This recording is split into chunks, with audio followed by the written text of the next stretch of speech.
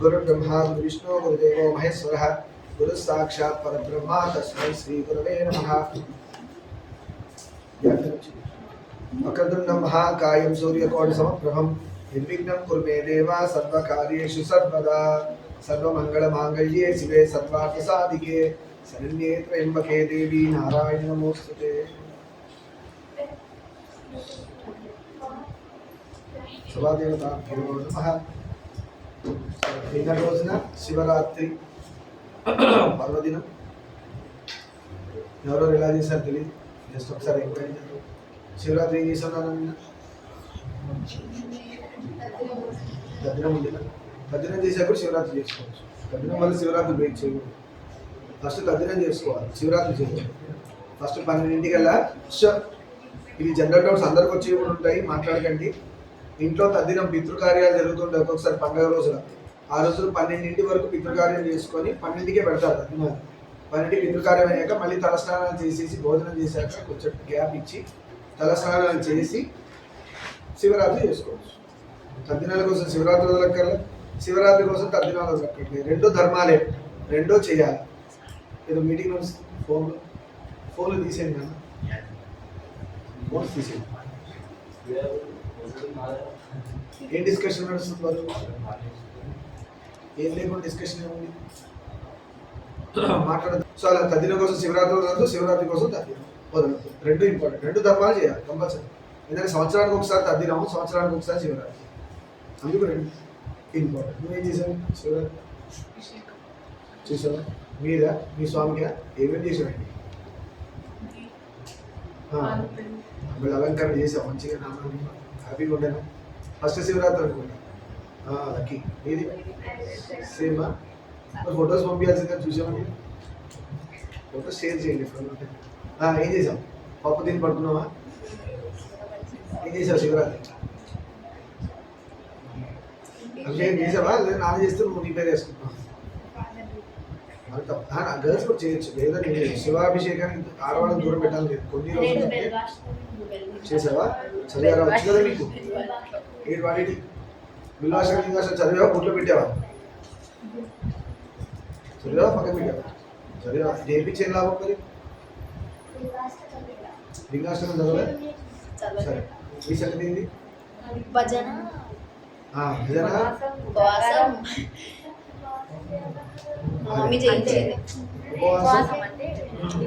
సరే సార్, నువ్వు చెప్పు, నువ్వు చెప్పాక సరి క్వశ్చన్ అటెండ్ చేస్తాను। భజన, ఉపవాసం,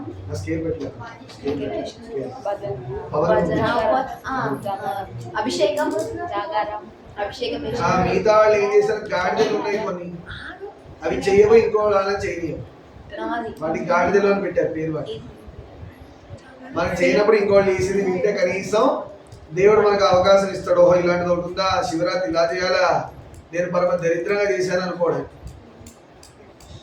నేను గాడిదలా చేశాను గుర్రంలాగా అవ్వాలనుకోవాలి। రేస్లో గుర్రాన్ని పెడతారు, గాడిదలు పెట్టరు, అందుకు వినండి కనీసం। భజన, ఉపవాసం, అభిషేకం, జాగరం చేశారు। ఎన్ని వరకు చేశారు జాగరం? మీది సేమ్ కాపీ, కార్బన్ కాపీ।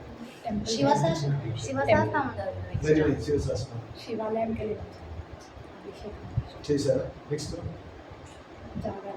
చేశారు, ఎన్ని వరకు చేశారు?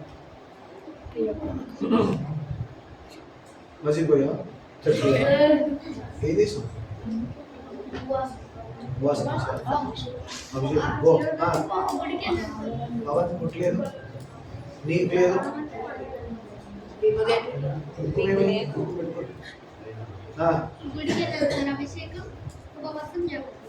రైట్। ఉపవాసం చేద్దాం, జాగరణ ఉపవాసం చేయక్కర్లే, జాగరణ చేసి ఉపవాసం చెప్తా ఏంటో। క్రికెట్ చూసావా? సరే, ఒక మంచి పని దౌర్భాగ్యం రెండు అనాలా? కలియుగంలో దేవుడికి దూరం అయ్యే ఆప్షన్స్ చాలా ఉంటాయి। దేవుడికి, నాకు ఇండియా పాకిస్తాన్ మ్యాచ్ చాలా ఇష్టం, నాకు కూడా ఇష్టమే, కానీ నేను చూసే టైం దొరకలే। మ్యాచ్ కావాలంటే మనం హాట్స్టార్లోనో రైల్వే స్టార్ ఇంకేమో వాటిలో కూడా చూసుకోవచ్చు, రివైండ్ చేసుకోవచ్చు, మళ్ళీ రికార్డ్ ప్లే చేసుకోవచ్చు, ఆప్షన్ ఉంది. శివరాత్రి వాళ్ళ మళ్ళీ చూద్దామంటే వస్తుందా? రాదు. ఆ ప్రయారిటీస్ తెలవాలి. అదే చెప్తున్నా, శివరాత్రి ఫస్ట్ అటెండ్ చేసి ఎట్లనే గెలిచే మ్యాచ్ ఇండియా పాకిస్తాన్ కొట్టలేదా, కాలి కింద తొక్కి పెడుతుంది, డౌటే లేదు. అలాంటి మ్యాచ్ ఎందుకు గెలుస్తారు? శివరాత్రి ఫస్ట్ అటెండ్ చేసి ఇంకా ఇప్పుడు మ్యాచ్ చూడలేదు, ఇవాళ రాత్రి చూస్తానేమో. అట్లా నీ క్రికెట్ వేరో అలానే కాదు, ఇండియా పాకిస్తాన్ ఇండియా మ్యాచ్ ఏదైనా చూస్తా మోస్ట్లీ. కానీ ఇప్పుడు శివరాత్రి ముఖ్యం, ఎందుకంటే మళ్ళీ నెక్స్ట్ ఇయర్కి వస్తుంది మ్యాచ్, ఎన్నిసార్లు అని టీవీలో వస్తుంది. మొత్తం మ్యాచ్ ప్లే చేసే వాళ్ళు కూడా ఉన్నారు కొన్ని ఛానల్స్, అట్లా కూడా చూసుకోవచ్చు. సో మనకి ఏది ప్రయారిటీ అనేది తెలవాలి. కనీసం శివ అనుకొని మ్యాచ్ చూడండి. ఒకసారి శివుడు అనుకుంటాడు పాపం, పోలే వీళ్ళందరికీ క్రికెట్ మ్యాచ్ అని ఒక ఫెసిలిటీ నేనే ఇచ్చాను కదా, వాడు చూసి పాడైపోవడానికి శివరాత్రి వదులుకొని అట్లీస్ట్ పోలే శివ అనుకొని చూశాడు అనుకుంటా.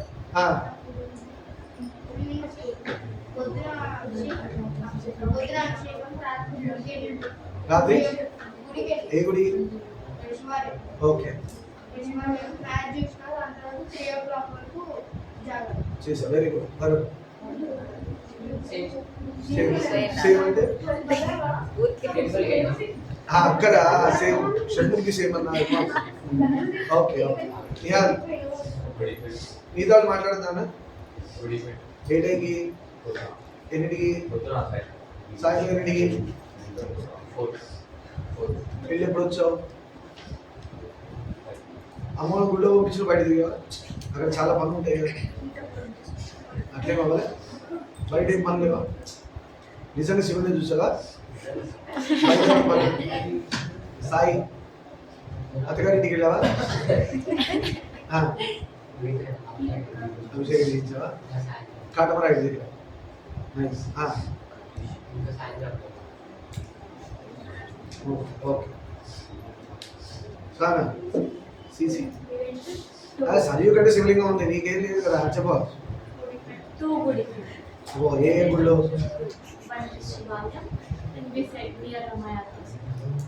ఇంకో గుడి చండీ అమ్మవారా? ఇక్కడే. కొంతమంది పిల్లలు ఎట్లయ్యారంటే ఏ గుడికి వెళ్ళాలని అంటారు, ఏదో తోక పెట్టుకుంటాడు కానీ ఆ గుడికి వెళ్ళామని చెప్తున్నారు.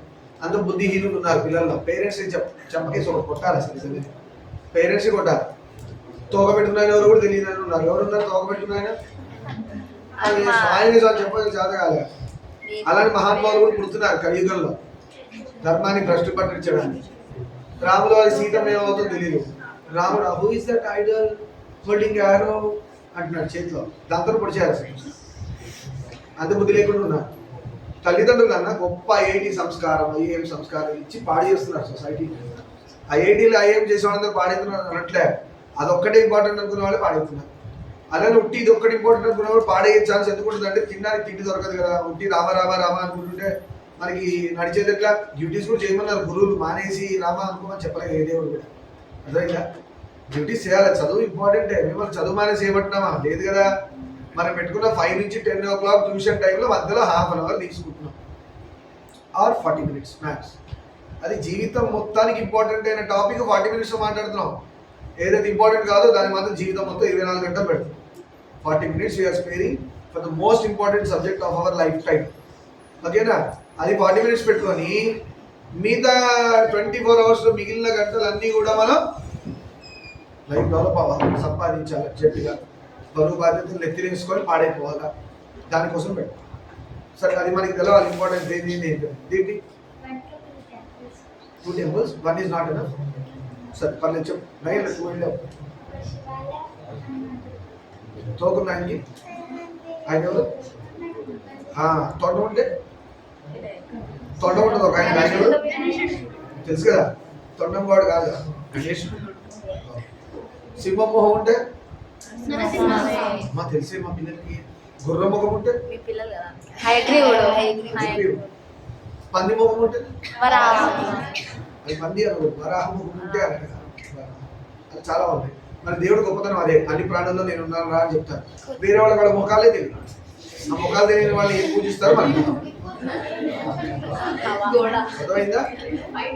వాళ్ళకి అది కన్ఫ్యూజన్ లో ఉండి ఎత్తుకుంటున్నారు గాల్లో. కొంతమంది గోడలకు ఎత్తుకుంటారు, కొంతమంది గాళ్ళకి ఎత్తుకుంటున్నారు, తెలియదు. అంటే నేను ఎక్కిరించట్లే, మన అదృష్టం చూడండి. అదో నేను ఎక్కిరించట్లా, నింద చేయట్లేదు, విమర్శించట్లా. మన అదృష్టం గురించి చెప్తున్నా, మనకి క్లారిటీ ఆఫ్ థాట్ ఉంది. మనకి ఎవరు పూజిస్తున్నాం, మా దేవుడు ఎవరు, ఏ ధర్మంలో పుట్టామో, మా అదృష్టం ఎంత అని మనం ఎస్టిమేట్ చేసుకుంటూ ఉండాలి. లేదంటే మన ధర్మం మనకి చులకనైపోతుంది. బొట్టు పెట్టుకోమని చెప్పాలి, పంచగట్టమని చెప్పాలి, పద్ధతి రమ్మని చెప్పాలి, ఇలా చెప్పాల్సి వస్తుందంటే మన ధర్మం మనమే చులకన చేసుకుంటున్నాం. చులకన చేసుకోకూడదు. ఇంత గొప్పనైన ధర్మంలో పుట్టి మన దాన్ని మనం ప్రెజెంట్ చేసుకోవాలి. బాగా బర్త్డే రోజు కొత్త బట్టలు వేసుకొని అందరికి దండలు డమ్ అని కొట్టేసి ఫేస్బుక్ లో వాట్సాప్ లో అన్ని పెట్టుకుని ఎలా దండలు వేస్తున్నా అలా రోజు ధర్మం గురించి ప్రచారం చేయాలి. సనాతన ధర్మం గురించి రోజు నడవాలి అట్లా ప్రచారం. వీఆర్ ద వాలంటీర్స్ ఆఫ్ సనాతన ధర్మ అని ప్రతి ఒక్క హిందూ అని చెప్పకూడదు. హిందూ అనే రిలీజన్, మనం హిందూ రిలీజన్ కాదు, మన సనాతన ధర్మం మన రిలీజన్. బుద్ధి లేక వాడు ఫామ్ లో హిందూ అని పెడితే మనం టిక్ చేస్తున్నాం. మన రిలీజన్ అనేది మనం ఎప్పటి నుంచో ఉన్నవాళ్ళం. మన తర్వాత వచ్చిన వాళ్ళు వాళ్ళందరూ ఏ దేశాల నుంచి వచ్చాడు. ఒకడు అక్కడ టర్కీ ఏదో ఉంది, అక్కడి నుంచి వచ్చినాడు ఒకడు ఉన్నాడు, ఒకడు యూకే నుంచి వచ్చినాడు ఉన్నాడు. వాడు వచ్చి గుడిసెలు ఇక్కడ వేసుకొని నా ఇల్లు అంటున్నా. బుద్ధి లేకుండా మీ ఇంట్లో వచ్చి వేసుకుంటూ ఒప్పుకుంటారా? నిలబడమని అన్నట్టే అతిథి దేవో భవాని సత్కారాలు చేసి ఏదో రోజు పంపిద్దాం. అదే సార్ విష్ణువు కదా అతిథి. మనం అలా ఫాలో అయ్యేవాళ్ళం కాబట్టి నాయన నీకు ఎన్ని రోజులతో ఉండు కమ్మగా. ఇండియా అనేది భరతభూమి అనేది పుణ్యభూమి. ఇక్కడ అతిథిని ఎల్లగొట్టరు, హాయిగా 4-5 రోజులు భోజనం పెడతారు. అలానే ఇక్కడే నా ఇల్లు లాక్కుండా మాత్రం తల్లి తాగేస్తారు బయటికి. అలా అనడానికి లేదు కదా. సో ఎక్కడెక్కడి నుంచి ఎవరు వచ్చారో వాళ్ళ అడ్రస్ మనకు తెలుసు, అక్కడ పంపించవచ్చు మనం. వాళ్ళు తప్పేం లేదు. ఒక్కొక్కసారి వాళ్ళు కూడా దారి తప్పిపోయి మన ఇంటికి వచ్చారు. మన ఇల్లు అంటున్నా, ఈ మీ ఇది కాదండి, వీళ్ళు అక్కడ అని పంపించారు. మన ధర్మం మనకు తెలియాలి. వీఆర్ వాలంటీర్స్ అని ప్రతి ఒక్కరు ఫీల్ అవ్వాలా. అలా ఫీల్ అయ్యేవాడు మొహాన బొట్టు ఉంటుంది ఫస్ట్. లేదంటే వాడు గుర్రమా గాడిద తెలియకుండా ఉన్నాడని అర్థం. గుర్రాన్ని పుట్టాడా గాడిద పుట్టాడా తెలియదు. డూ అనాలి. ఆడవాళ్ళ అమ్మవారి స్వరూపాలు కానీ ఆడవాళ్ళ స్వరూపం అర్థమైందా? ఇప్పుడు ఆడవాళ్ళు వాళ్ళు అర్థం చేసుకుంటారు వాళ్ళకి ఎలా కావాలి బాగుపడాలంటే. సరే, ఇంకెవరు మిగిలారు? లాస్ట్ హాలిడేనా నీకు హాయిగా శివరాత్రి రోజు? అదృష్టవంతుడు. అమ్మ వర్ణిక చేసుకోలేదు. మీ ఇంట్లో శివలింగం లేదా? అక్కడ చక్కగా సిద్ధు టెంపుల్కి వెళ్ళావు. ఆంజనేయ స్వామి అన్నారం ప్రతీక్ నైస్ గుడ్. జైపూర్ ఎందుకు? అన్నారం మన టెంపులే కదా. అన్నారం మన టెంపులే కదా. నీకు జైపూర్ కాలం ఎందుకు? అన్నారం చాలు మనకి. నేను కూడా అడే పోతున్నాను. నెక్స్ట్ అంతా తండంతా షిఫ్ట్ చేస్తాను చాలా వరకు. ఎందుకంటే ఒక్కొక్క టెంపుల్ డెవలప్మెంట్ కింద పెట్టుకొని అక్కడ క్రౌడ్ మనం తీసుకెళ్ళి అక్కడ అకేషన్ చేస్తుంటే ఆ టెంపుల్ డెవలప్ అవుతుంది. అప్పుడు ఆ టెంపుల్ కూడా డెవలప్మెంట్ అవుతే మనకు సంతోషం. శివుడు బాగుంటాడు, హాయిగా ఆనందంగా ఉంటాడు, కళకళలు ఆడుతుంటాయి, ఆయన కూడా అన్ని ఉపచారాలు జరుగుతుంటాయి. మన ధర్మం అదే కదా, ఫస్ట్ మోటోనే అది ధర్మంలో. మన దేవుని బాగుండేటట్టు చూసుకోవాలి, మనం ఆటోమేటిక్గా బాగుంటాం. ఏ గ్రామంలో శివలింగానికి అభిషేకం జరగదో అది ఎడారితో సమానం అంటారు. ఎడారి అంటే తిండి దొరకదు, నీళ్ళు పక్షులు కూడా రాలిపోతుంటాయి భూమి మీద, చచ్చిపోతాయి వేడికి. ఆకాశం నుంచి రాలి కింద పడిపోతాయంట చచ్చిపోతాయి ఎడారి అంటే. అట్లాంటి ప్లేస్ అని అంటారు ధర్మంలో. శివలింగానికి నిత్యం నీళ్ల చుక్కన్న పడాలి, కనీసం నీళ్ల చుక్కన్న పడాల శివుడి మీద. అర్థమైందా? మ్యాక్సిమం 3 days గురువులు వాళ్ళ తపశక్తితో మనకు అనుగ్రహించిందంటే 3 రోజుల వరకు ఎలౌడ్ అన్నారు. 3వ రోజు పడిపోవాలి చుక్క. ఏదో రోజు మనం లేవనుకోండి అవుట్ స్టేషన్, అందుకనే తీసుకెళ్ళిపోమన్నారు. అసలు ధర్మం ఏంటంటే నువ్వు ఎక్కడుంటే నీ శివుడు అక్కడ ఉండాలి. కొన్ని కారణాల వల్ల మనం వెళ్ళే చోట్ల శౌచం మెయింటైన్ అవ్వదు కదా, శుద్ధి ఉండదు. అందుకనే 2 రోజులు వచ్చేస్తామని కాన్ఫిడెంట్గా ఉంటే శివయ్య చెప్పుకొని నాయన 2 రోజులు వస్తాను ఏమనుకోకు, కొంచెం నీకు పప్పు బెల్లము అవన్నీ పెట్టేసి అన్నము అక్కడ బియ్యం పెట్టేసి వెళ్తాను, నువ్వు మీ ఆవిడ వండుకొని తినండి అని చెప్పేసి మనం వెళ్ళిపోవచ్చు 2 రోజుల వరకు. 3వ రోజు ఎప్పుడు వచ్చేయాలి అట్లే. లేదంటే ఏరా నువ్వు ఏం చెప్పావు, నువ్వు ఏం చేస్తున్నావు అంటాడు. అది వేరే విధంగా ప్రజెంటేషన్ ఉంటుంది. అప్పుడు మన బుద్ధి వచ్చి పరిగెత్తిస్తుంది. అంతవరకు తెచ్చుకోవచ్చు. సరే, ఇంకా శంభో మహాదేవ దేవా. ప్రతీక్ నా అదృష్టవంతుడి. గుడి నిజంగా గుడి మేనేజ్మెంట్ తీసుకోవడం కాదు, గుడి మేనేజ్మెంట్ పిల్లలు ఎవరైతే ఉన్నారో వాళ్ళందరూ అదృష్టవంతులే. కొంతమంది గాడిదలు కూడా ఉన్నారు. అదే అంటారు బియ్యంలో రాళ్ళు కూడా వస్తాయి. అర్థమైందా? అలాంటి వాళ్ళు కూడా ఉన్నారు. గుడివాడ అండర్లో ఉన్నా కూడా నాన్నదిలే, ఆయన కట్టుకున్నాడు, ఆయన తీసుకుని రెస్పాన్స్. నాకెందుకని ఇటు గాడిద తిరుగుతుంటాడు రోడ్డు మీద బండి వేసుకోవాలి. అర్థమైందా? అలా కాదు. గుడి మన అండర్లో ఉంది అంటే భగవంతుడు పోయిన జన్మలో చేసిన పుణ్యం వల్ల మనకి ఇచ్చిన అవకాశం. రే నువ్వు చేసిన పుణ్యానికి నీకు దగ్గరగా నీకు ఎప్పుడు అవైలబుల్ ఉంటాను రా. ఎందుకు? కీస్ ఓపెన్ చేసి చూసుకోవచ్చుగా ఎప్పుడు కావాలన్నప్పుడు. అంటే అట్లా చేయకూడదు, అధర్మం. 12ంటికి పడుకున్నాడు స్వామి అన్నాక మనమే ఫాలో అవ్వకపోతే నెక్స్ట్ వాడే ఫాలో, ప్రతి ఒక్కటి తలకూడదా తీరా అంటాడు. సిస్టమ్ మనం ఫాలో అయితే వేరే వాళ్ళు ఫాలో అవుతారు. నీ అందుబాటులో నీ స్వామి అంటే నాది అని అందరిని ఎలా చేయకుండా ఉంటుంది. నీ స్వామి ఎందుకంటే నీకు రెస్పాన్సిబిలిటీ ఇచ్చాడు కాబట్టి నీ స్వామి అందరి స్వామి కాబట్టి అందరికి కూడా చూపించాలి. అలా మన పీఠంలో పెట్టుకుంటారు. మా స్వామి అందరి స్వామి, ఎవరైనా ఇప్పుడు రావాలంటే వాళ్ళు నిద్రపోయిన టైం కాకుండా రావచ్చు. మేము కూడా ఫాలో అవుతాం. అనుకో పడుకుంటారు, సాయంత్రం 4:35కి లేపుతాం. పిల్లలు వస్తారు కదా సౌండ్ చేస్తారని, ఒక 6 వరకు పడుకోనికుండా 4:30కి లేపేస్తాం సాయంత్రం. వాళ్ళకి ఆ నిద్ర అవన్నీ ఇస్తే మనలానే సేమ్ నిద్రపోకుండా 4 రోజులు ఉంటే ఎట్లుంటారు, పిచ్చాసుపత్రి నుంచి వచ్చే పేషెంట్లో ఉంటారు. జుట్టు ఇటుపోయి అటుపోయి నిద్ర వచ్చి కళ్ళెర అయిపోయిన అలాగైపోయి రకరకాల సింటమ్స్ వచ్చాయి. నిజంగా వాళ్ళు కూడా అలా ఫాలో అవుతాయి. ఎంత కళగా ఉంటాయి అంటే నిద్రపోతే కళ అని కాదు, వాళ్ళు చేసే పూజల వల్ల వాళ్ళకి శక్తి వస్తుంది. మీకు డౌట్ రావచ్చు, చేసే పూజల వల్ల శక్తి ఏంటి? దేవుడే కదా శక్తి ఇచ్చేది. అంటే ఏదైతే ఆయన దగ్గర తీసుకున్నావో దానికి ఇవ్వడం అని అర్థం. అందుకని ఆయన శక్తిహీనుడు అని కాదు. ఆయన దగ్గర నుంచి మనం తీసుకుంటాం అన్ని, మళ్ళీ ఆయన ఇవ్వవా రుణపడిపోతాం. రుణాలు చాలా ఉన్నాయి. అలా స్వామి నుంచి తీసుకుని స్వామి నీ ప్రసాదం అని తీసుకొని స్వామి చాలా థ్యాంక్స్, టైంకి నాకు శక్తిని ఇచ్చారు, డబ్బు ఇచ్చారు, ఇన్ని ఇచ్చారు అని మీకే ఇచ్చేస్తున్నారు. అదే వైరాగ్యం. మళ్ళీ తిరిగి స్వామికి ఇచ్చేయడమే వైరాగ్యం. అది వస్తేనే మోక్షం. మోహక్షయం తీసుకోవాలి. నెక్స్ట్ అనారసి వాళ్ళు మా ప్రతీక్ వాళ్ళు కూడానా? మా ప్రతీక్ వాళ్ళు కూడానా? అదేనా? వెహికల్ వెళ్ళావా? ఏ టెంపుల్? శివాలయం. ఏ ఊళ్ళో? మరదేనా? కాటమయ్యేనా? కాటమయ్య బాగున్నారా? నేను చందలేదు వెళ్ళి అటువైపు వెళ్ళే చందలేదు. సరే పర్లేదు. ఓకే, శివరాత్రి నాకు కూడా చాలా బాగా జరిగింది. అవునా? లేదు కాటమయ్య చూసి సండలేదు. నేను శివరాత్రి బాగానే జరిగింది నాకు కూడా. పొద్దున్నే చండీ హోమం, ఒక గురుగారు పిలిచారు చండీ హోమం కోసం. చండీ హోమానికి అక్కడికి వెళ్ళాం. చండీ హోమం జరిగింది. తర్వాత రాత్రి అభిషేకం అన్నారు కానీ కుదరలేదు. మా ఇంకో గురుగారి దగ్గరికి వెళ్ళాను. నా అదృష్టం, నా గురువులు ఎక్కువ ఉన్నారు. ఒకే గురువు అన్నిగా ఉన్నారని చెప్పాలి. నా గురువులు ఎక్కువ అని చెప్పకూడదు. నాకున్న గురుగారు ఎవరైతే మెయిన్గా మంత్రం ఇస్తారో ఆ గురువు మెయిన్ అయి ఉంటారు. ఎప్పుడైనా మన జీవితంలో మంత్రం ఇచ్చిన గురువు మెయిన్.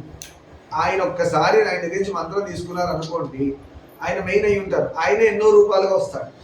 మన బుద్ధి తక్కువ ఆయన్ని రాంగ్ అంటాం కానీ ఆయన రాంగ్ ఉంటాడు. రాంగ్ ఉండే కాడికి మీ దగ్గర మంత్రం ఎందుకు వస్తుంది? ఆయన ద్వారా భగవంతుని ఎందుకు చూపిస్తాడు? మనం చూసే చూపులో రాంగ్ ఉంది. అర్థమైందా?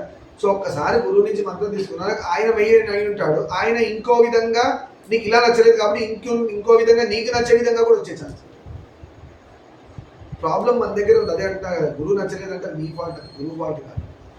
గురువు తప్పు అనేది ఎప్పుడు ఉండదు. ఎందుకు ఉంటుంది గురువు తప్పు?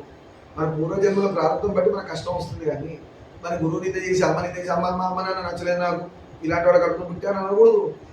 ఎలా అంటావు? ఇలాంటి గురువు ఇచ్చాడు దేవుడు అనొద్దు. నువ్వు ఏదైతే పాపం చేసుకుని దాన్ని బట్టే కదా నీకు వచ్చింది. ఇప్పుడు నువ్వు ఇంకోటి చూపిస్తున్నావు. చాలా మంది మనం చేసే మిస్టేక్ ఒకటి ఉంది. మనకు వచ్చిన కష్టాలకి ఇంకోటి అంటాం. ఈజీ కదా చూపించడం, ఫింగర్ ఇలా చూపించడం ఈజీ. ఇలా చూపించినప్పుడల్లా వెనక 3 చూపిస్తున్నాయి. అది మనం చూసుకోవడం ఎప్పుడు చూపించినా. అందుకని ఒకటి నువ్వు చూపిస్తే 3 నీ వైపు తిరుగుతాయి. అది దేవుడు పెట్టిన రూలే, థంబ్ ప్రిన్సిపల్. అర్థమైందా? అందుకని నింద అవతల మీద పెట్టద్దు. మనది మన ప్రారంభమే. ఆ విధంగా గురువు నుంచి దూరం అవ్వడానికి గురువులో లోపంగా కనబడి, అమ్మలో లోపంగా కనబడి, నిజంగా అమ్మ నాన్న ఫాల్ట్ ఎందుకు అవుతారు నాన్న? తల్లిదండ్రులు లేని వాళ్ళ దగ్గర పోటీ తెలుస్తుంది. మీ అమ్మ నాన్నని తిట్టే ముందు తల్లిదండ్రులు లేని వాడి మొహం చూడండి. ఫస్ట్ వాడు వెతుక్కుంటూ ఉంటాడు, అమ్మ ఎక్కడుంది, నాన్న ఎక్కడుంది. ఆర్ఫనేజ్ హోమ్స్ పోటీ తెలుస్తుంది అమ్మ నాన్న వాల్యూ. గురువు లేని వాడిని కనుక్కోండి, గురువు వాల్యూ తెలుస్తుంది. మన పాయింట్ అది. మనం చూసే చూపు కళతలు పెడుతున్నాం కాబట్టి గుడ్డి వాళ్ళ కనబడుతున్నాం. మనం ప్రపంచం కూడా గుడ్డి, మనం గుడ్డి అయ్యి ఉన్నాం, ప్రపంచం గుడ్డి అనుకుంటున్నాం. రాంగ్ అది, అలాగా. సో మనం మార్చుకోవాలి. గురువు నీకు నచ్చే విధంగా వస్తాడు. నీకు ఒక విధంగా నచ్చలేదు ఇంకో విధంగా వస్తాడు. ఎందుకు? శిష్యుడు బాగుపడడం ఆయన ఉద్దేశం. సో ఆయన ఎంత కష్టపడతాడు. నిజంగా మా గురువులు, ఇప్పుడు ఎంతమంది గురువులు ఎందుకన్నానంటే అనేక రూపాలుగా మా గురువు కనబడతాడు. ఒక గురువు అనేక రూపాలుగా కనబడతాడు. ఒక ఆయన ఏమో నరసింహస్వామి అవతారంగా పూజింపబడతాడు, ఒక ఆయన ఏమో చండీ అమ్మవారుగా పూజింపబడతాడు, ఇంకో ఆయన రామావతారంగా పూజింపబడతాడు, ఇంకో గురువు వచ్చి శివావతారం గురించి చెప్తుంటాడు. పూజింపబడతాడు అంటే శివుడి పట్టుకొని. ఒక గురుగారు హనుమంతుల వారినే పూజ చేస్తుంటారు ఆయన. అంటే ఇన్ని భగవంతుళ్ళు ఆ గురు రూపంగా నా దగ్గరకు వచ్చి వారి యొక్క సాధన నాతో చేయించుకుంటున్నారు అని నేను అర్థం చేసుకోవాలి. అంతేగాని మా ఆంజనేయ స్వామి గురువు గారు ఉన్నారండి, రాముడు చేసే గురువు గారు వేస్ట్ అండి అంత. శివుడు గురించి చేసే గురువు గారు ఉన్నారు కదా, అది ఎన్నో ఆంజనేయ స్వామి గురువు గారి దగ్గరికి వెళ్తే, అంటే ఆంజనేయ స్వామి ఉపాసన చేసే గురువు గారి దగ్గర నాకు ఆ ఫీలింగ్ వైపు రావట్లేదండి. శివుడి దగ్గరికి వెళ్తే బాగా నీ కర్మ, అది నీ కర్మ. ఎందుకంటే నీ బుద్ధిలో లోపం ఉంది, కూర్చుంది బుర్రలో, అందుకనే ఈ డిఫరెన్సెస్ చూస్తున్నాను. హనుమంతుడు గొప్ప, శివుడు గొప్పనా? రాంగ్. క్వశ్చన్ ఈజ్ రాంగ్ అని అనిపిస్తుంది. రెండు ఎక్కడున్నాయండి? ఉన్నది ఒకటే కదా. రాముడికి సేవ చేయడం కోసం శివుడు వచ్చాడు, హనుమంతుడు వారు. అంతేకాదు శివుడు గొప్ప, రాముడు గొప్ప ఎట్టంటాం? అవునా కదా? ఇప్పుడు ఇంకోటి ఒకటి వస్తుంది. ఇవాళ కూడా యూట్యూబ్లో ఛానల్ చూశాను. కొంతమంది ఈ వైష్ణవైట్స్ ఇంకా ఉన్నారు సమాజాన్ని ఇబ్బంది పెట్టడానికి. వైష్ణవైట్స్ అందరూ కాదు, ఈ భేదం చూస్తున్నారు. శివుడికి విష్ణువు మధ్యలో భేదం చూసేవాడిని వైష్ణవైట్స్ అంటారు. భేదం చూడకూడదు శివుడికి విష్ణువు మధ్యలో. ఇవాళ కూడా పొద్దున అంతకుముందు ఆ స్వామి చాలా వినేవాడిని. ఆయన ఇవాళ శివుడి గురించి చెప్పడం స్టార్ట్ చేశాడు. అరే ఈయన ఎట్లా చెప్తున్నాడు శివుడి గురించి? ఆయన ప్యూర్ వైష్ణవైట్ కదా, ఎలా చెప్తున్నారు విందామని అన్న. ఆయన ఎంత తెలివిగా జాగ్రత్త పడి చెప్పాడు అంటే, పొరపాటున క్లారిటీగా చెప్పాడు అనుకో గొడవకు వచ్చేస్తారు జనాలని. చాలా తెలివిగా చెప్పాడు. ఎలా చెప్పాడంటే శివుడి గురించి చెప్తూ ఎలా చెప్పారంటే, శివపదం వాడాడు సంతోషం. అందుకు నేను ఆ గురువు గారికి దండం పెట్టాను. శివ అన్నాడు నోటి నుంచి.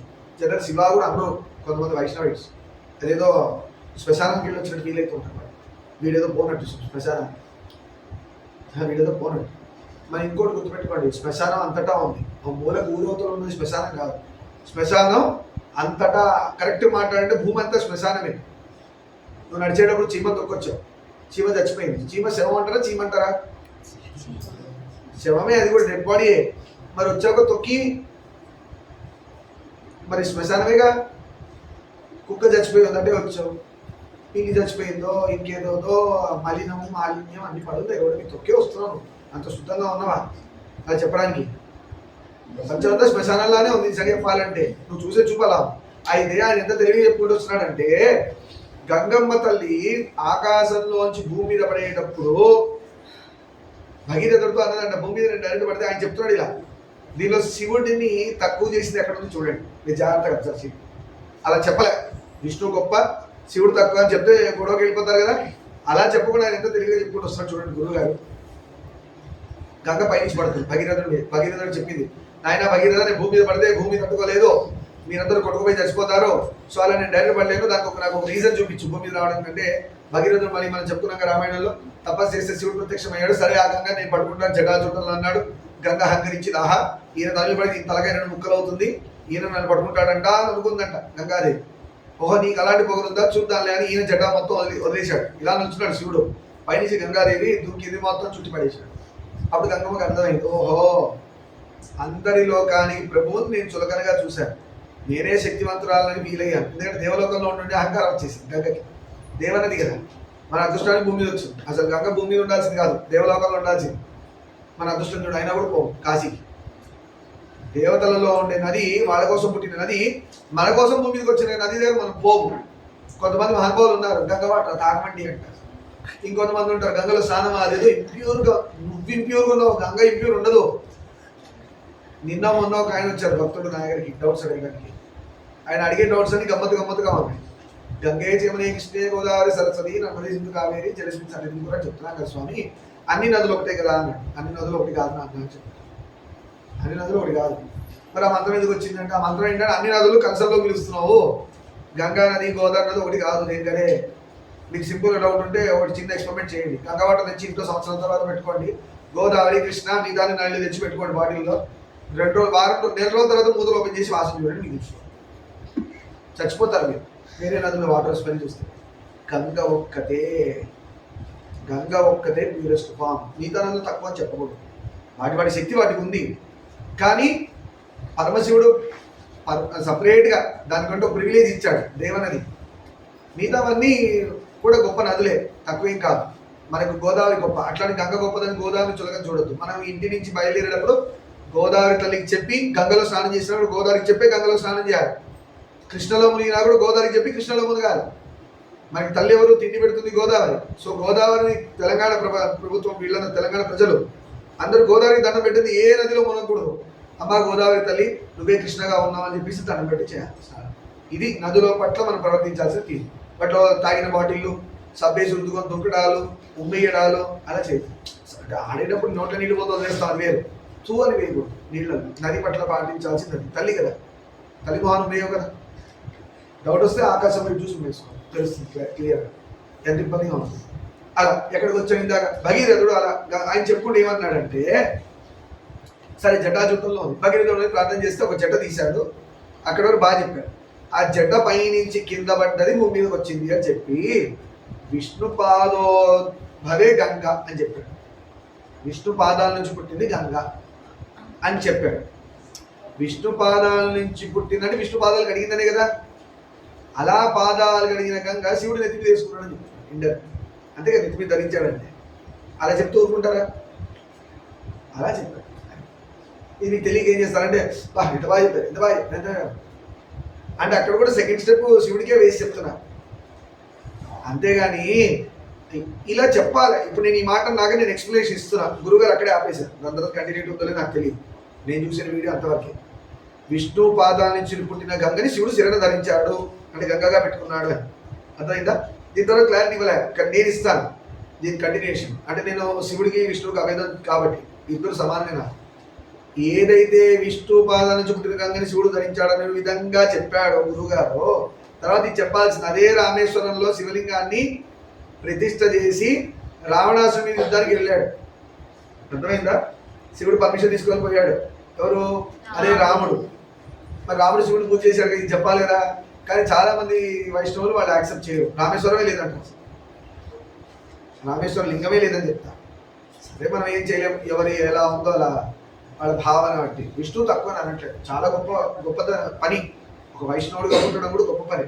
అలా అని శివుడిని నింద చేయకూడదు, శివుడు తక్కువ చేసి చూపకూడదు. ఎందుకంటే అలా శైవులు కూడా చేయకూడదు. విష్ణువుని తక్కువ చేసి చెప్పకూడదు, శివుడికి అసిస్టెంట్ విష్ణు అని చెప్పకూడదు. ఇవన్నీ తప్పు.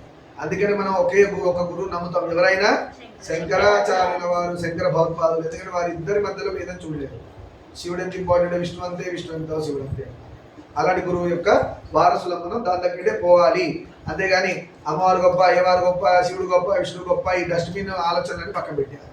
అందరూ ఒకటే అమ్మవారుగా వచ్చింది. ఆకలిస్తే అమ్మగా వచ్చి అన్నం పెట్టింది. మనం సరిగా పని చేయకపోతే నాన్నగా వచ్చాడు, తీసుకెళ్ళాడు. జ్ఞానం కోసం గురువుగా వచ్చాడు, మనం చూసే చూపు మార్చింది. సరే అలా జరిగింది. చండీ హోమం అయ్యాక నిన్న ఒక గురువు గారి ద్వారా చండీ హోమం జరిగింది, ఇంకో గురువు గారి ద్వారా శివాభిషేకం జరిగింది. రాత్రి 12 గంటల వరకు భజన జరిగింది. గొంతుపోయింది, కొట్టి చేతులన్నీ వాచిపోయినాయి. ఇటువంటివన్నీ అంటే చూపించుకోవడానికి కాదు, శరీరము భగవంతుడి కోసం కష్టానికి వినియోగించాలి. దెబ్బతగిలి నొప్పి రావడం కాదు, దేవుడి కోసం దెబ్బ కలగడం అనేది వేరు. భజన చేసేటప్పుడు కాయలు కాస్తూ ఉంటాయి, అంతేనా? స్వామి గుర్తులు అర్థమైందా? అలా చెప్పి దోమతో శాడిజం లాగా అలా చేసుకోండి. అలా ఇవాళ పొద్దున మళ్ళీ అమ్మవారి యొక్క అభిషేకాల దీంతో వెళ్ళాను. నా అదృష్టం, అమ్మవారు అయ్యవారు ఇద్దరు కాంపిటీషన్ పెట్టుకొని నిన్న ఇవాళ నాకు ఛాన్సులు ఇచ్చారు, మరి అటెండ్ చేసుకోరా. లాస్ట్లో శివుడు ఏమో ఉపవాసం చేయించాడు, అమ్మవారు అన్నం పెట్టి ఇంటికి పంపించింది. ఉపవాసం అంటే ఏంటి? ఇందాక ఒకటి అడిగారు. ఉపవాసం అంటే కడుపు మార్చడం కాదు. నేను మొన్న కూడా సమితి స్టేటస్లో పెట్టాను, చాంటి వారు చెప్పారు గొప్పగా. ఉపవాసం నేను అదే చెప్తున్నాను ఎప్పటి నుంచి, ఉపవాసం అంటే కడుపు మార్చడం కాదు. దాన్ని ఎంత క్లియర్గా చెప్తున్నానంటే గురువు గారు, చాంటి వారు, పోయిన జన్మలో నువ్వు ఎవరికో తిండి పెట్టనందుకు దేవుడు నీకు వేసిన శిక్ష కడుపు మార్చడం ఉపవాసం అంటున్నారు. దౌర్భాగ్యం అని. శివరాత్రికి వీడు దరిద్రం అనుభవించాడు రా అంటారు. పోయిన జన్మలో తిండి పెట్టకుండా వీడు దరిద్రం అనుభవించాడు ఉపవాసం అనే పేరు మీద. ఉపవాసం అంటే కడుపు మార్చడం కాదు. ఉపవాసం మీనింగే మార్చేశారు. ఉపవాసం, వాసం అంటే ఉండడం. ఉప అంటే మాడు అని అర్థం ఉందా? లేదు. ఉప అంటే దగ్గర చేరడం అని అర్థం. దగ్గర, ఉప అంటే దగ్గర, వాసం అంటే ఉండటం. దీనిలో అన్నం సంబంధించి కడుపు మార్చే మీనింగ్ ఏమైనా ఉందా? మరి ఎక్కడి నుంచి వచ్చిన ఉపవాసం అంటే కడుపు మార్చే పద్ధతి? బుద్ధి లేని వాళ్ళు ఎవరో పెద్దవాళ్ళు చేసిన ఉపవాసం. శివరాత్రి రోజు ఉపవాసం అంటే నీ శివయ్యని దగ్గర పెట్టుకొని కూర్చో, నీ రాముని దగ్గర పెట్టుకొని కూర్చో, నీ హనుమంతుల వారిని దగ్గర పెట్టుకొని కూర్చో, నీకు ఇష్టమైన వినాయకుడి దగ్గర చేసుకొని పెట్టుకొని కూర్చో. ఎక్కడ పోకు. సంవత్సరం 366 రోజుల్లో 5 రోజుల్లో అన్ని పోయినాయి కదా. 364 days 365 days నాశనమే చేసావుగా. ఒక శివరాత్రిని ఉపవాసం చేయరా అన్నారు గురువు గారు. అంటే ఏంటి? దేవుడి దగ్గర చేసి కూర్చోమంటారు. వీడు కడుపు మార్చుకొని దిక్కుమాల సినిమాలు చూసి దోస్తులతో తిరిగి అడిగి పరమ దరిద్రమైన నికృష్టంగా నడిపే శివరాత్రిగా తయారు. ఉపవాసం భగవంతుడికి దగ్గరగా కూర్చోవడం, ఇదే మీనింగ్. ఇంత మించి ఏ మీనింగ్ లేదు. సంస్కృతం అన్ని ఓపెన్ చేసి చూడండి, దాని అర్థం ఇదే ఉంటుంది. అర్థమైన కలియుగంలో మనుషులు చేసే ప్రవర్తనలు ఎలా ఉంటాయంటే, ధర్మం ఒకటి చెప్తే ఈ దరిద్రుడు ఇంకోటి చేసేస్తాడు. ఎక్కడ లేదు మీనింగ్. ఉపవాసం అంటే కడుపు మార్చు అని. నేను ఎంతమంది ఉపవాసాలు ఉన్నారు సిన్సియర్గా చేతులు ఎత్తండి. తినకుండా ఉన్నవాడు, అస్సలు తినకుండా ఉన్నవాడు, అస్సలు తినకుండా ఉండవాలి.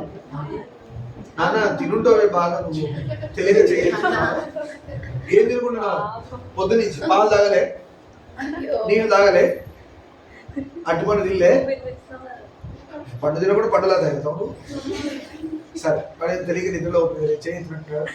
ఉపవాసం రోజు ఎలా చేయొచ్చు అంటే, మీరు అన్నం కాకుండా ఏదైనా తీసుకోవాలి, మితంగా తీసుకోవాలి. గురుగారు చెప్పారు కదా అని చెప్పేసి కుంభాలు లేపాలి. ఉపవాసం అంటే దేవుడికి దగ్గరగా కూర్చోవాలంటే ప్రాణం నిలబడాలి.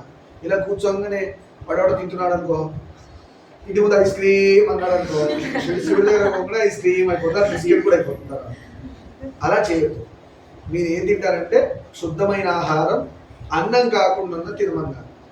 అన్నం తినకుండా ఏదైనా తీసుకోండి, పండు తీసుకోండి, పాలు తీసుకోండి, ఏదైనా తీసుకోండి, మళ్ళీ దేవుడి దగ్గర కూర్చోవాలి. ఇగో శివరాత్రి వచ్చిందనుకోండి, పొద్దున్న 4 గంటలకు ఎప్పుడో స్నానం చేశారు, సంతోషం, గొప్ప కనకాన్ని తీసాం. రోజు చేసే కంటే ఒక డిఫరెంట్. తల స్నానం చేసాము, ఏదో చేసాం. ఆ రోజు తల స్నానం చేయమో దరిద్రుడా. శివరాత్రి పర్వదినం, ఆడ మగ జాతి తేడా లేకుండా అందరూ తలస్నానం చేయాల్సిందే. లేదంటే ఆడవాళ్ళు వారానికి ఒకసారి తలస్నానం చేయాలి, మగవాడు రోజు తలస్నానం చేయాలి. ఏది చేయకపోయినా దరిద్రమే. ఆడవాళ్ళు రోజు చేసినా దరిద్రమే, మగవాళ్ళు రోజు చేయకపోయినా దరిద్రమే. తల జుట్టు తెల్లగా వస్తుంది, జుట్టు ఊడిపోతుంది, నువ్వు చేయకపోయినా కూడా ఊడిపోతుంది, డాండ్రఫ్ వచ్చి. మగవాళ్ళు ఖచ్చితంగా రోజు చేయాలి, ఆడవాళ్ళు వారానికి ఒకసారి చేయాలి. శాస్త్రం చెప్పింది. ఈడేంటో ఆయన ఆడలు ఎదురుపడ్డాడు, ఆడలు ఎప్పుడు స్నానం చేయకుండా ఈడు చెప్తాడు రా అని చెప్పి గొడవకు రాకండి. ఇది కూడా చెప్తాను, మంచి కోసం చెప్తాను. శాస్త్రం చెప్పిందే చెప్తాను. అలా చేయాలి. పొద్దున్న 4 గంటలకు లేచారు, హాయిగా స్నానం చేశారు. అబ్బా ఇవాళ ఎంత లక్కీ డే, ఇవాళ మొత్తం మా ఇష్టమైన శివుడి దగ్గరే కూర్చుంటాను, మీద దిక్కుమాల పనులు 365 డేస్ చేశాను, ఇవాళ ఏం చేయను, మా స్వామి దగ్గర కూర్చొని ఆయన కూర్చొని పెడతాను. నాయన ఇవాళ పుట్టినరోజు అనేది, ఓహో ఇవన్నీ డెకరేషన్ బాగా చేస్తాను, అభిషేకం చేస్తాను, నేను స్పెషల్గా డ్రెస్సింగ్ వేస్తాను, నీకు మంచి మంచి ముగ్గుల్లాగా ఏదో నీకు డిజైన్ చేసి కళ్ళు పెట్టి మీసాలు పెట్టి అలా పెట్టి పక్కన అమ్మవారిని జోడీ చేసి నీకు రకరకాల నైవేద్యాలు పెడతాను. ఓహో ఊరికే చేసి చేసి నీకు బోర్ కొడతా, సరే వాళ్ళ కూర్చో, కొద్దిసేపు నీ లింగార్చన ఏదో చేస్తాం, బిల్వాష్టకం చదువుతాం, శివుడి గురించి అయితే. విష్ణు అయితే విష్ణు సహస్రాన్ని చేస్తాం, రాముడు అయితే రామకోట రాస్తాం, భజన చేస్తాం. కొద్దిసేపు అక్కడ కూర్చొని చంద్రశేఖర చంద్రశేఖర అని మనమే చెప్తున్నాం. అయిపోయాక అక్కడ పెట్టేశారు, భోజనం పెట్టారు, నాయన కొంచెం పడుకో, నాకు వేరే పనులు ఉన్నాయి అని ఫ్యామిలీతో 4-5 గంటలు గడిపేసి మళ్ళీ సాయంత్రం నాయన మళ్ళీ సాయంత్రం అయింది, మళ్ళీ స్నానం చేస్తే వాళ్ళు స్పెషల్ అని మళ్ళీ స్నానం చేయించి మళ్ళీ డెకరేట్ చేసి మళ్ళీ లింగాష్టకం బిల్వాష్టకం, నీకు వచ్చిన శివ శివ అంటావు, లేదా ఓ పేపర్ తీసుకొని శివకోటి రాస్తావు, ఏదో వచ్చి ఆయనతో నా డే మొత్తం స్పెండ్ చేయాలి. నవవిధ భక్తులు ఆ రోజు ప్రజెంట్ చేయాలి, నవవిధ భక్తులు ఆ రోజు ప్రజెంట్ చేయాలి. చేయొచ్చు. నిజంగా శివుడు ఎదురుకున్నా అంటే ఆయన కాళ్ళు వచ్చినట్టు కూడా ధ్యానంలో చేసుకోవచ్చు. స్వామి పాదాలు ఇస్తాడు ఇలా హాయిగా. ఇది పైత్యం కాదు, అలా ఊహించకపోతే పైత్యం అన్న. నిజంగా కళ్ళు మూసుకొని ధ్యానం చేస్తే స్వామి అమ్మవారు ఇద్దరు పాదాలు ఇస్తారు, వద్దురా నాయన అని. ఆ పాదాలు చూస్తే మంచి పిక్కబలం గట్టిగా కాళ్ళు మంచి కండలు పుష్టి ఉండే పాదాలు అవి తెల్లగా మెరుస్తుంటాయి, గోల్డ్ అన్ని వజ్రాలతో మెరిసినట్టు మెరుస్తూ ఉంటాయి. ఆ కాంతి అలా ఉంటుంది, వాళ్ళ శక్తి అలా. అలా పాదాలు ముందు పెట్టగానే ఆ స్వామి వేడి మెల్లగా ఒత్తి ఒత్తి ఒత్తి స్వామి వారికి నాయన ఇలా అమ్మవారి పాదాలు దండం పెట్టుకొని, అమ్మ నీకు కూడా కొంచెం పాదాల వరకు కాళ్ళు ఒత్తుతాను తల్లి అని అలా అలా నడుచుంటారు. మీరందరూ శివరాత్రి ఎక్కడెక్కడ తిరిగి ఏ భక్తుల దగ్గరికి వెళ్తున్నారో మీ కాళ్ళని పొదొచ్చుంటాయి కదా అని చెప్పి స్వామివారి పాదాలు అలా అలా అలా ఒత్తి అమ్మవారి పాదాలు ఒత్తి మళ్ళీ మెల్లగా దర్శనం చేసుకొని ముఖాలు విందాం. ఇద్దరు ముఖాలు చూసుకుంటూ అమ్మవారి ముక్కు కొడుకు మెరిసిందని ఒకడు అంటాడు, ఒకడు వడ్డానం బాగుందంటాడు, ఒకడు అమ్మవారి సారి బాగుందంటాడు, అయ్యవారేమొట్టి ఏనుగుతోలు కట్టుకున్నాడు, ఈవిడేమో మొత్తం అలంకరణ వేసుకుంది చూడడానికి ఎంత బాగుందంటాడు, ఒకడేమో త్రిశూలం బాగుందంటాడు, ఒకడేమో పావు బుస్సు ఉన్నదంటాడు. ధ్యానంలో ఎవరికి అయినప్పుడు మనకేం తెలుసు, స్వామి ఎవరికి ఎలా ప్రసాదం ఇవ్వాలో అలా ఇస్తాడు.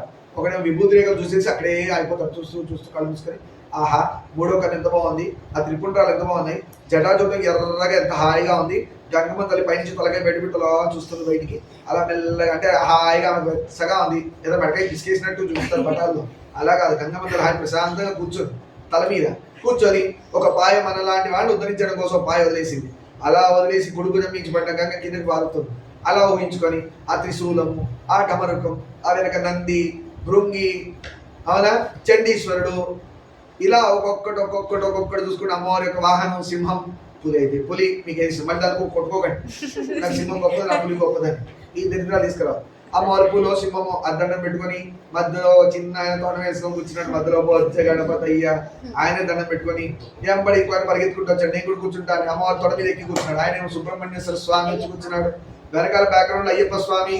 హెరా విష్ణువుకి శివుడికి భేదం లేకుండా ఉన్న అయ్యప్ప స్వామి గుర్తు రావాలా, హరిహర అభేదం. అందుకే చాలా మంది అయ్యప్పని యాక్సెప్ట్ చేయరు. ఎందుకు చేయరంటే ఆయన ఇద్దరిని కలపడానికి వచ్చాడు, వైష్ణవుని శైవుని కలపడానికి వచ్చాడు. అది ఇద్దరి మధ్యలో తేడా లేదని చెప్పాడు. ఇలా మనం ధ్యానం చేసుకొని ఆ రోజు హాయిగా కళ్ళెంబడి అలా పెట్టుకొని రోజు ఒక్కసారి ఇది అలవాటు రోజు చేస్తుంటారు. నిజమైన పూజ అలాగని లీటర్లు పాలు పోసేసి లీటర్ నీళ్లు పోసేసి బిల్వాలన్నీ చెట్టు మీద కోసుకొచ్చి చెట్టును చంపి గేదెల్ని పిసికి వాటి పాలు పిసికి వాటి దగ్గర దూడదాన్ని తెచ్చి పోసి అభిషేకం చేయమని ఏ భగవంతుడు చెప్పాడు, ఏ దేవుడు చెప్పాడు. అలా పోయకుండా మానవుడు లీటర్ పోయమని చెప్పాలి. మా శివుడికి చేస్తాం ఒక గ్లాసుతో కూడా అయిపోతుంది. అదే కుంభాభిషేకం అని చెప్పేసి మొత్తం లోకంలోని పాలని తీసుకొచ్చి ఆయన నెత్తి పోసేసి డ్రైనేజ్లో లైన్ పెట్టి కలపట్ల. నిన్న ఈషా ఫౌండేషన్లో విన్నా, అభిషేకాలు చేస్తే ఒక గొప్ప పని. ఆ గురువు గారు చూడండి ఎంత మంచి కాన్సెప్ట్. చాలా మందికి పిచ్చే విధవాళ్ళు వాగేవాళ్ళు ఉంటారు. శివుడి ఎత్తిన పాలు పోస్తే ఏమవుతుంది, నేను ఎత్తిన పోస్తే ఏమవుతుంది, నేను ఎత్తిన పోస్తే ఏమవుతుంది, బేకారు. శివయ్య నెత్తిన పోస్తే లోకం అంతా చల్లగా ఉంటుంది. ఈ పిచ్చి కొన్ని జంతువుల పేరు చెప్తే జంతువులు ఫీల్ అవుతుంది, అందుకే చెప్పట్లే. ఇలాంటి వాళ్ళ వల్ల మన ధర్మానికి ఆటంకం అంటే ధర్మం ఏం పాడవదు. ఒక చిన్నరా చీమెళ్ళి ఏనుగు ముందు నుంచున్నట్టుంటుంది మన ధర్మం. ఏనుగు ఇలాంటివన్నీ బయలుదేరి జంతువులు ఏనుగు ముందు నుంచొని ఇలా అంటే ఏమవుతుంది, తొక్కే 2 నిమిషాలు, అవునా కాదా? అందుకనే గురువులు మంచి చూడండి. అదే భగవంతుడు ఎలా సంకల్పం, అభిషేకం చేసినవన్నీ పాత్రలో కలెక్ట్ చేసి దానిలో కొంచెం టేస్ట్ ఫ్లేవర్స్ యాడ్ చేసి పల్లెల్లో ప్రజల్లో ప్రసాదంగా పనిచేశారు. చూడండి ఇలా చేయాలి. This is right. అది ఆదర్శంగా తీసుకోవాలి. అందుకని ఆయన డబ్బాలో పెట్టుకు అమ్ముకున్నాడు, ఆయన ఏం చేశాడు ఎవరికి తెలుసు, ఇదంతా నీకు ఎందుకు, నువ్వు చేయలేదు కదా, ఆ గురుగారు చేస్తే సంతోషం కదా. ఇలాంటి మీ ఇంట్లో జరిగిన అభిషేకం కూడా నీట్గా శుద్ధంగా చేయాలి. కానీ ఎక్కడ ఇంప్యూరిటీస్ ఆడదు, మళ్ళీ ఫుడ్ పాయిజన్ అవుతుంది. చాలా నీట్గా శుద్ధంగా చేసి కంటైనర్లో కరెక్ట్ చేసుకొని దానికి రిఫైనింగ్ ప్రాసెస్ అని చేసుకొని దాన్ని హెల్దీగా కరెక్ట్గా ఉందో చేసుకొని కంటైనర్స్లో పెట్టి దానిలో కేసర్ బాదం ఏదో పిస్తా ఏదో యాడ్ చేసి ఫ్లేవర్స్ యాడ్ చేసి ఇచ్చారంట గురువుగారు, ఈషా ఫౌండేషన్. అలాంటి గురువుగారు నమస్కారం. పడనోళ్ళు తిట్టుకుంటారు, అది అవసరం. గొప్ప పని ఎప్పుడు అప్రిషియేట్ చేయాలి. సరే రామాయణంలోకి వద్దాం. మా అన్న వాలి మహాబలశాలి. మా అన్న కాదు సుగ్రీవుడు మహాబలశాలి, పెద్దవాడు కనుక మా తండ్రి తర్వాత కిష్కిందకు రాజయ్యాడు. వాలి సుగ్రీవుడు తండ్రి వెళ్ళిపోయాక కిష్కిందకు రాజు ఎవరయ్యారు? అన్నయ్య అవుతాడు ఆబ్వియస్లీ, అన్న తండ్రితో సమానం కాబట్టి. మాయావి అని వాడికి మా అన్నతో వైరం. మాయావి అనే రాక్షసుడు ఉన్నాడు కదా, వాడు వారితో ఎప్పుడు వైరం అంటే నువ్వు యుద్ధం చేసుకున్నావు చూసుకుంటాడు, ఎలా అయితే వాలికి ఇష్టమో అలా. ఒకనాటి అర్ధరాత్రి మాయావి కిష్కిందకు వచ్చి వాలిని యుద్ధానికి ఆహ్వానించాడు. ఒక రాత్రి కూడా వచ్చి ఇచ్చాడు. రాక్షసులు అట్లే ఉంటారు, పగలు కూడా వచ్చి కమ్మిగో అందు కదా. ఆ దరిద్రుడు రాత్రి కూడా వచ్చి యుద్ధానికి రాన్నాడు. వాడు చావు మూడింది పోయి వాలిని పిలిచాడు యుద్ధానికి. మేము ఎంతగా వారించినా వాలి వినకుండా వాడితో పోరుకు సిద్ధమైంది. వాలి వింటాడా అని పొద్దున్నే బ్రష్ చేయగానే ఫస్ట్ అంటాడు, ఎవరు వస్తారని వాడు యుద్ధానికి అంటాడు. ఆ టైప్ ఆయన తగ్గట్టే దొరికాడు జోడి. వాలి దగ్గర మాయావి ఇద్దరు, వాడి దగ్గర వీడు అంటే పోలికలు అట్లా ఉంది కాబట్టి ఇద్దరు పోయారు యుద్ధానికి. రెడీ అయ్యాడు. అబ్బా పొద్దు నుంచి వెయిట్ చేస్తున్నాను రా, ఎంతవా ఇచ్చాడు, నువ్వు నా ఫ్రెండ్ లాంటి వాడని యుద్ధానికి పెట్టాడు. మమ్ములను చూడగానే మాయావి భయంతో వెళ్ళి తిరిగి పిక్క బలం చూపాడు. ఇద్దరు వెళ్ళారు. వాలి సేఫ్టీ కోసం సుగ్రీవుడు బయలుదేరాడు వెనక. ఇద్దరు చూసి వాడు పారిపోయాడు. ఇంకా పిలిచింది యుద్ధానికి రానిచ్చాడు, రాగానే పరిగెత్తాడు. మనం కూడా అట్లే ప్రవర్తిస్తుంటాం ఒక్కొక్కసారి. చూస్తూ ఉంటాడు ఏట్రా ఇంటికి వెళ్ళిపోతాం. మా అమ్మకి చెప్తామని నాన్న చెప్తాం. మేము వెంబడించాం, వాడిని వెనకాల తరిమారు. అతడు ఒక పెద్ద భూగృహంలోకి వెళ్ళాడు. వాడు చూడు భూమి లోపల భూగృహం రాక్షసులు ఉండేది. అది అందుకే రాత్రి కూడా తిరగద్దంటారు. ఎందుకంటే రాత్రిపూట భూమి లోపల దాక్కున్నవి బయటకు వస్తాయి. సూర్యుడి పడని వస్తువులన్నీ కూడా పాయిజన్. గుర్తుపెట్టుకోండి, సూర్యుడితో సంబంధం లేనివన్నీ పాయిజనస్ గా మారుతాయి. అవి ఏంటండి? పాములు, జర్రులు, తేళ్లు, గబ్బిలాలు ముఖ్యంగా ఇలాంటివన్నీ రాత్రిపూట సంచరిస్తాయి. అందుకే మనకి భయంగా ఉండడం కోసం అవన్నీ దయ్యాలకి చూపించారు సింబల్స్ గా. వాటన్నిటిని దయ్యాలకి సింబల్స్ గా చూపించారు. అట్లా మనిషి భయపెట్టుకుని రాజు కూడా బయటికి పోవడం మన దెబ్బకి అవి దాక్కుంటుంది. వీడు వస్తే గబ్బిలాలు కూడా తినేస్తాడు రా, చైనీస్ వాడు తినట్లా కాల్చుకొని అలా తినరా అని చెప్పి అవి దాక్కుంటున్నాయి పాపం ఊళ్ళలోకి వెళ్ళిపోయి. అంటే రాక్షసులు రోడ్ల మీద తిరుగుతున్నారు, ఇవాళ మళ్ళీ పట్టుకొని తినేవాడిని. సరే వాలి ఆవేశం. అందుకే నా పుట్లో 6 తర్వాత 6 బయట తినంటారు. 6 తర్వాత 6 బయట తినంటే ఇంటి బయట తినంటారు. పొరపాటు గబ్బిలో పోతుంది అని షిఫ్ట్ వేసింది అనుకో మనం పట్టు అవుతాం. అర్థమైందా? అర్థమైంది. అందుకనే మీరు బయట తినకూడదు. మీరు పానీపూరీలు పిజ్జాలు ఓపెన్ గా బయట తినాలనుకుంటే 6 లోపలే, పొద్దున్న 6 నుంచి 6 లోపలే ఆకాశం కనబడేటట్టుగా తినొచ్చు. అర్థమైందా? 6 తర్వాత ఏ తిండైనా కూడా కవరింగ్ లేని చోట తినకండి, మోస్ట్ డేంజరస్. మీరు ఏం తినాలన్నా 6 లోపల తినేసేయండి, బయట తినే తిండి. అర్థమైందా? మీరు అనుకోవచ్చు ఒకడు ఉంటాడు పనికిరాని క్వశ్చన్ అడగండి, ఆర్డర్ చేసుకుని ఇంట్లో తినొచ్చా? షిట్ బయట తింటే ఆర్డర్ చేసుకుని ఇంట్లో తింటే షిట్టే కదా పట్టనడాది. అవునా కాదా? అవునా కదా? అందుకని షట్ యువర్ మౌత్ చేసుకొని ఇంట్లో తిన. షిట్ ఆర్డర్ చేయకండి. అంతా అది ఇంటికి చేసినా అక్కడ తిన్నా shut your mouth is better. వాలి ఆవేశంతో ఊగిపోతున్నాడు, ఇలా ఇలా ఊగిపోతున్నాడు. ఎందుకు? ఆయన ఛార్జింగ్ ఇచ్చి వదిలేడు, రారా యుద్ధం చేస్తున్నాం అని. ఆయన యుద్ధంకి వచ్చాడు, అవ్వలేదు. ఇప్పుడు ఆయన కోరిక తీయలేదు. వాళ్ళు ఊరుకుంటాడా?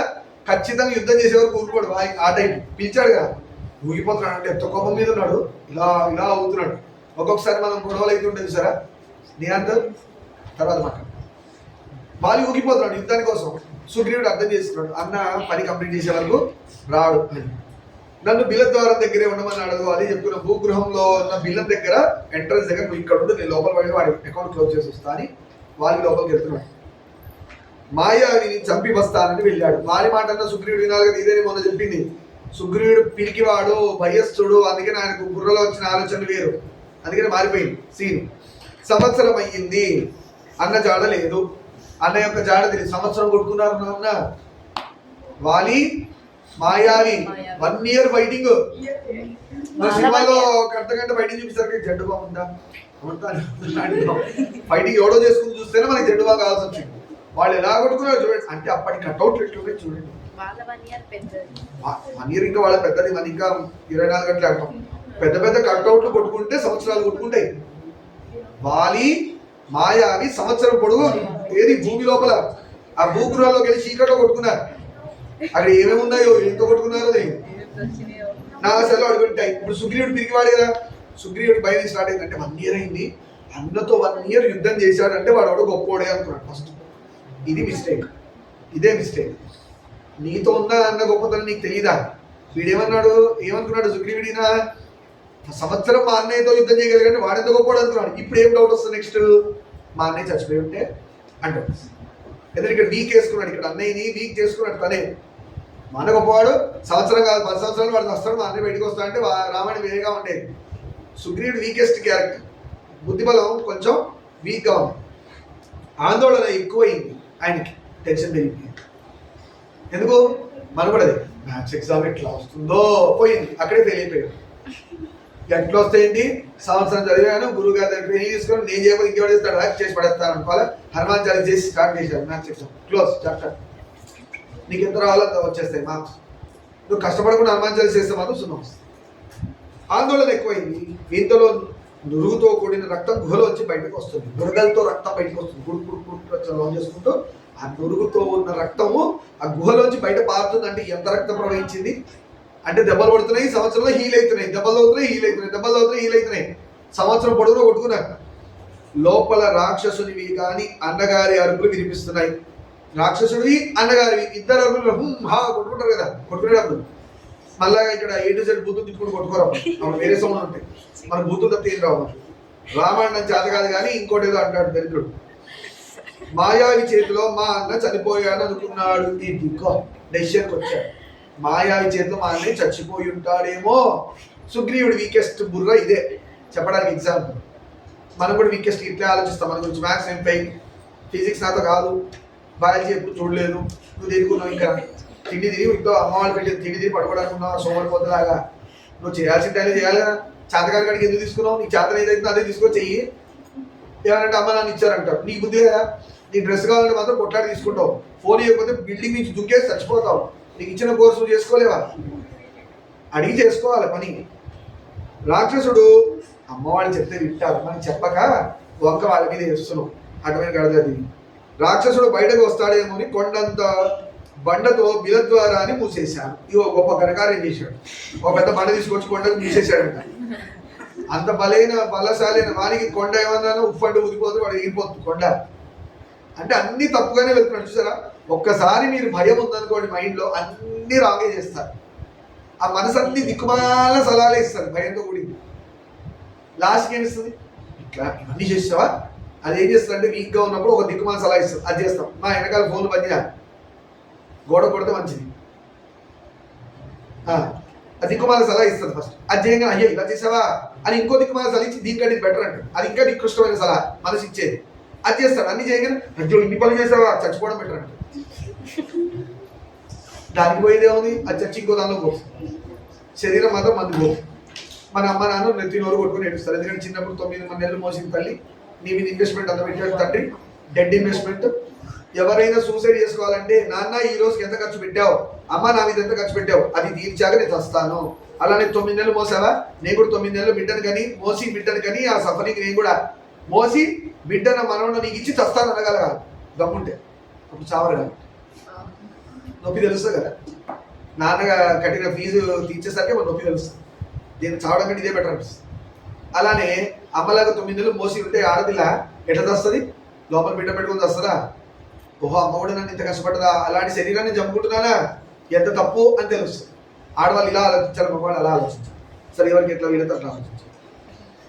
మౌనంగా కిందకు వచ్చాడు. మొత్తానికి మూర్ఖుడు లాగా ఆలోచించి ఆయన పెద్ద బండ పెట్టాడు. ఓ గొప్ప కనకాన్ని తీశాడు, మనం చేసే పనులలానే వచ్చాడు. మంత్రులు నా ద్వారా సమాచారం రాబట్టారు. మొత్తానికి ఇంటికి వచ్చి డల్లు కూర్చున్నాడు కదా. ఏమైంది, డల్లుకుంటే ఏం చేస్తారు, ఎందుకంటున్నావు ఈసారి కూడా అట్లా అడుగుతున్నాడు, 7 రోజులు కూర్చున్నాడు. ఏమైంది, ఆ పిల్లకి ఏమైంది, అడ్డ కూర్చుంది, తిట్టారా కొట్టారా, ఎందుకు ఏడుపు, ఇన్ని క్వశ్చన్లు ఉంటాయి కదా. మంత్రులందరూ సుగ్రీవుని అడిగారు ఎందుకు అట్టున్నాయి ఎట్లా పొడిచి మొత్తం డీటెయిల్స్ తీసుకున్నారు. మనం డల్గా ఉంటే చుట్టుపక్కల వాళ్ళు మన దగ్గర ఇన్ఫర్మేషన్ లాగడానికి రెడీగా ఉంటారు. తీసుకున్న వాళ్ళు ఉంటుకుంటారు, దాని మీదనే నీకు రేపొద్దు మొట్టికాయ వేస్తారు.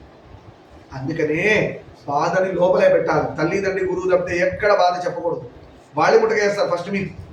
ఇంకోటి మిమ్మల్ని అలానే జడ్జి చేస్తుంటారు. ఇలా అయిందా, వీడు ఇట్లాంటోడే, ఇది ఇలా అయిందా, ఇది ఇట్లాంటిదే.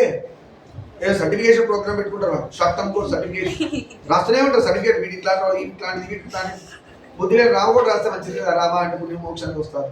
సరే అందుకే లోకంతో మనకు అనవసరం, మన పని మనం చేసుకుంటే గురువు పాదాలు పట్టుకోవాలా, నీ డ్యూటీ నువ్వు చేసుకుంటే అంతే. బలవంతంగా నన్ను రాజును చేశారు. ఇదిగో చూడు, ఈయనకే ఇష్టం లేనట్టు మంత్రులందరూ కలిసి నన్ను తీసుకెళ్ళి కూర్చోబెట్టారంట. ఈయన అనక్కర్లే అన్న వస్తాడేమో అని కూర్చున్నాడుగా. మంచిగానే, తప్పు జరగలేదని కాదు, తప్పు జరిగింది.